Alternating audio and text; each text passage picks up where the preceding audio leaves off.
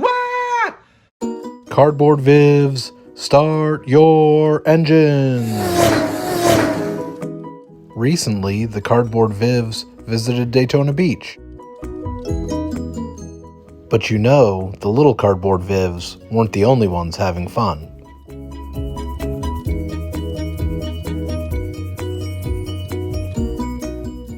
Because you can't spell Florida without cardboard.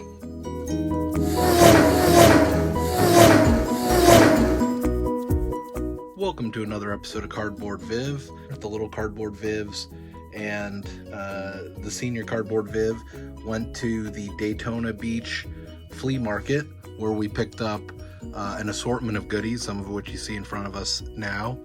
And we also pit stopped by KnT Sports Cards, where we picked up a number of really interesting cards here. They had all sorts of bins, $1, $5, $10 type bins, and then they worked us a little bit of a deal at the end. So the first one here is a Don Russ Elite Series. This is a Jahan Dotson rookie.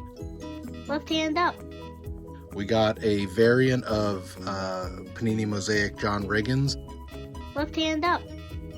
I've found that some of the modern variants of classic players have done really well on eBay. Here was a Montez Sweat, one of the great defensive linemen of the Washington Commanders. Left hand up.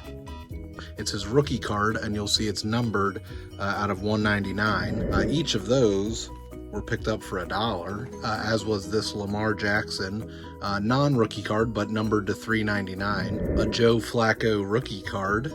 We figured for the CSA show we'd target kind of some big names as well as Ravens and Commanders players. An older Art Monk. Left hand up. Joe Theismann. Left hand up. A couple of Warren Moons. These classic cards have done well for me on eBay as well. A couple Dan Marinos. Here was a Cole Turner. This is from Pro Set. It's his rookie card, numbered out of 5. Left hand up.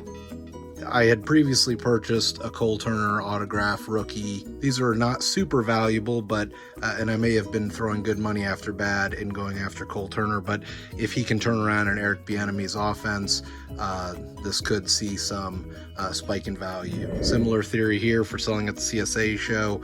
I got this for $5, a Benjamin St-Juste, who's going to be the starting cornerback for the Washington Commanders this year, his rookie auto.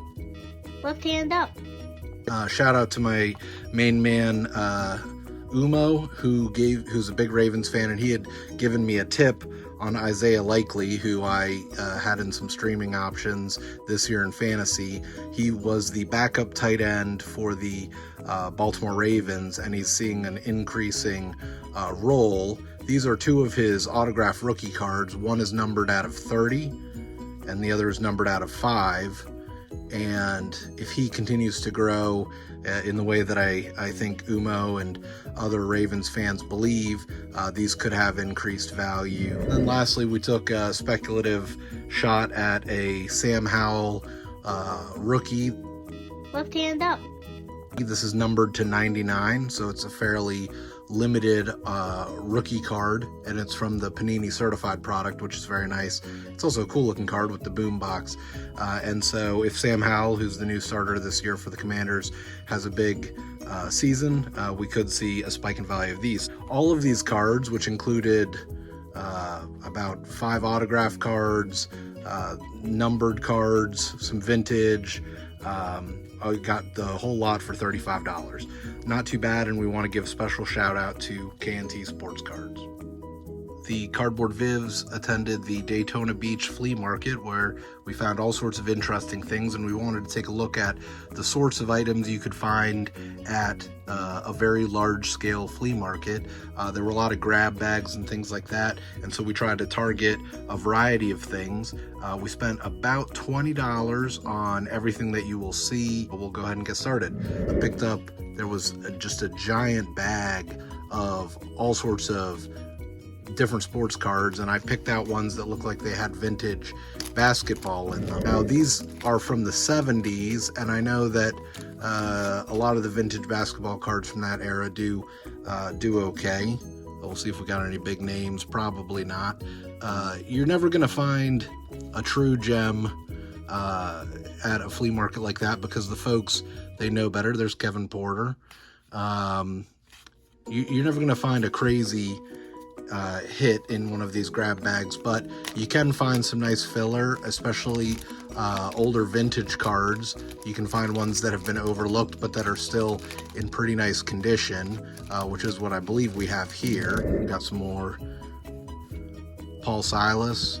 It's not a bad one. It's a very off-centered, but not a bad card.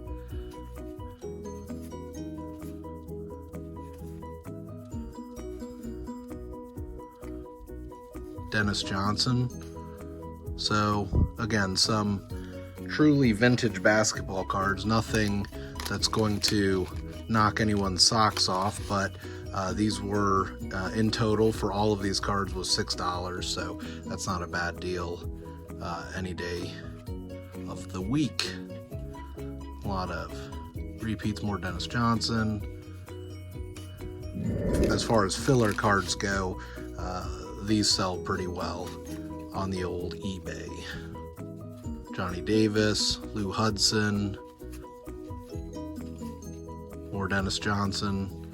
So there's a lot of repeats. The long and short of it is we got a nice stack of late 70s, early 80s basketball cards, which are primarily from those two top sets, and those should do pretty well for us. So those were vintage basketball cards that we could at least see through the clear cellophane, the vintage and the types of cards and the quality we'd be getting.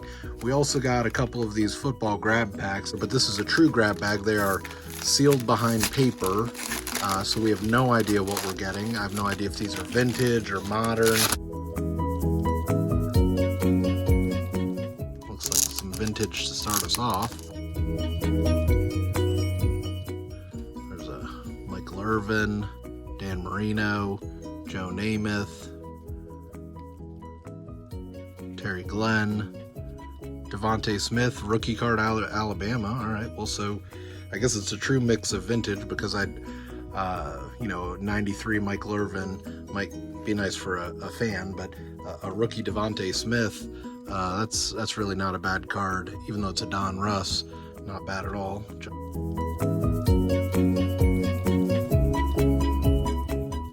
Joe Thomas and Ed Reed, Terrell Pryor. These are a lot of base cards that we're seeing here. There's a Barry Sanders from 93, Bo Jackson. That's a nice bow.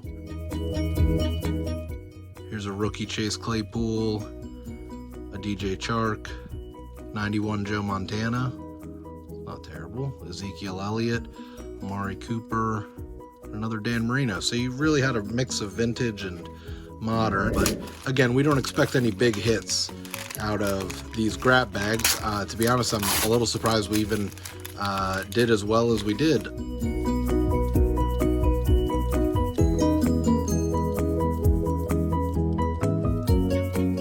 Another mix of vintage and modern. This is for the true Renaissance fan. And again, these are all pre-packed, so we know that they're not going to have anything crazy in them.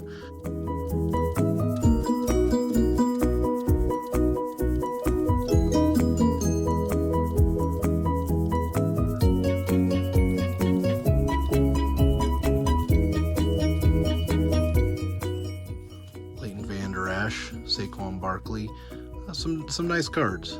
Deion Sanders from his 49er days, Armed and Dangerous Dan Marino, Tony Romo, Deion Sanders from the Falcons. This is not his rookie card, but the centering's awful, but that's a pretty neat vintage Deion Sanders card. Well, and what do you know? That Robert Davis, autographed Sage rookie. Left hand up. That's surprising that you would find that in a grab bag. And that is a real auto.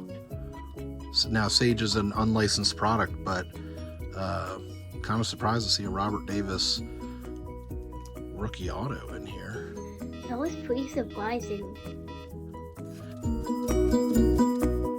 I would say overall those $3 grab bags were not shabby at all. I don't know how much the Robert Davis is going for. I'm guessing it's only $1 or so, but for $3, nice stack of cards. All right, moving on from the grab bag products, which we had $6 in football cards, $6 in basketball cards. We then picked up a pair of sealed packs from 2000. Now, normally I would say don't pick up sealed packs like this on eBay or at flea markets because they could be resealed. However, having inspected the box that these came in and seeing the other packs that were individually being sold, I don't think that these have been resealed. That said, I also don't expect that there will be anything particularly magnificent in these. We got the pair for $10 total, but we'll see.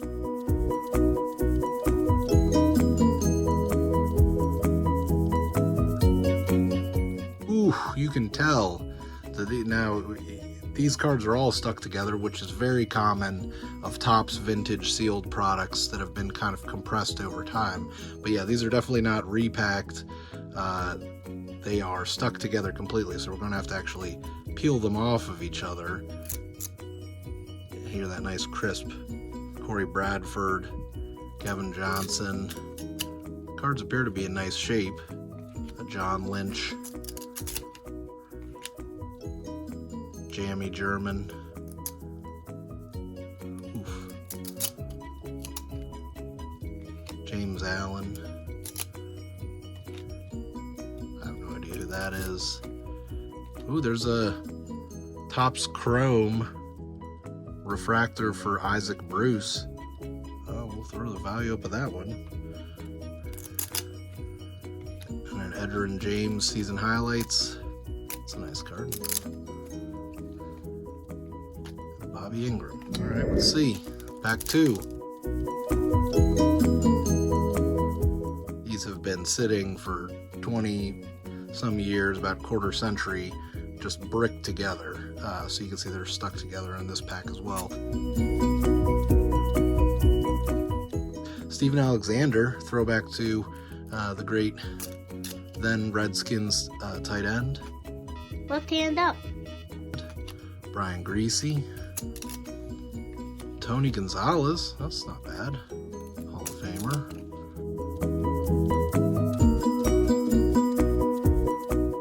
Work done. Start from the back. Matt Lytle, that's a prospect from NFL Europe. Throw up your favorite NFL Europe team in the comments. The Rain Fire, legendary NFL Europe team. Let's see what else we got.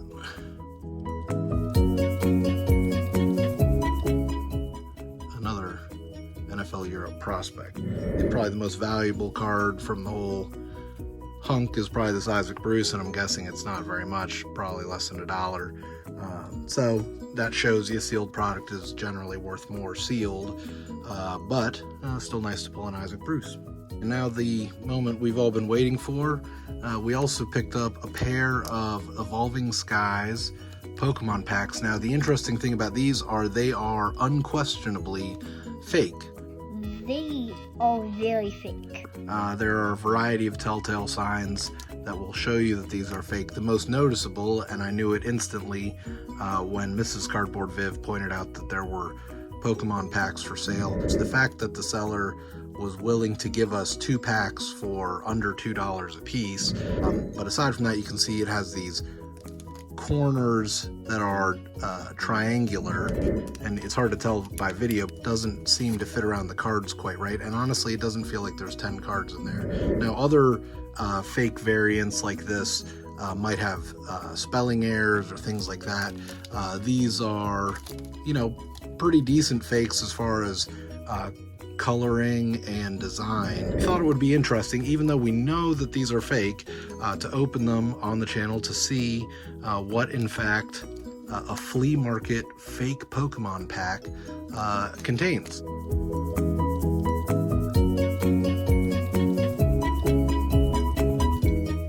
We'll open these up.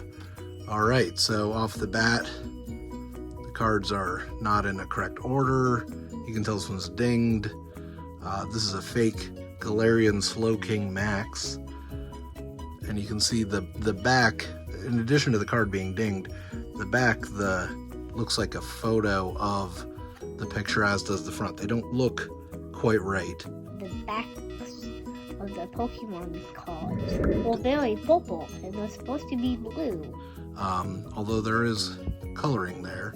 There's also a random, in addition to a trainer card, there's a random Rayquaza V non-holo, which is a non-existent card, and a Noivern V. These are just mixed in with other cards, which obviously wouldn't happen in a real set. You wouldn't get a V, two Vs and a V Max in a single pack. There's a lot of rare cards and only probably only 2 could be in one pack. And these obviously don't look right either. In addition to not being hollow, they look like a picture of the card as opposed to the card themselves. And you'll notice that the text is not quite right on any of these either. But interesting. All right, so we got two Vs and a V Max in our first fake pack. Now, obviously, we will not be selling these. This was mostly just for fun. Here's another one.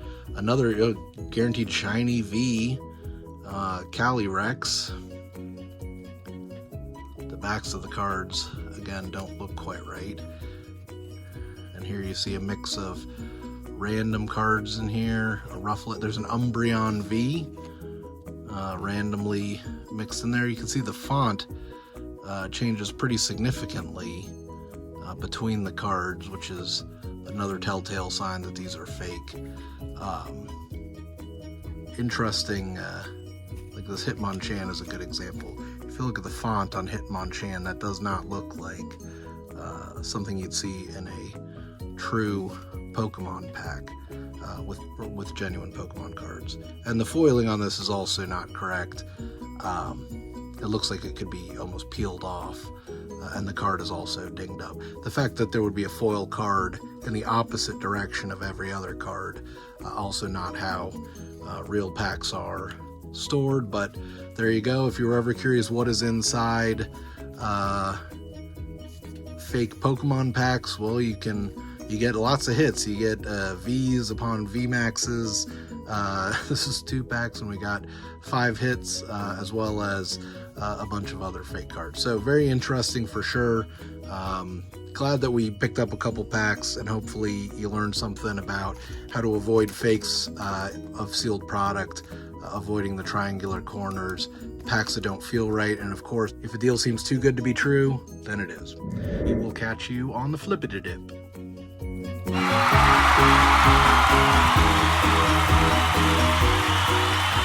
Do do do.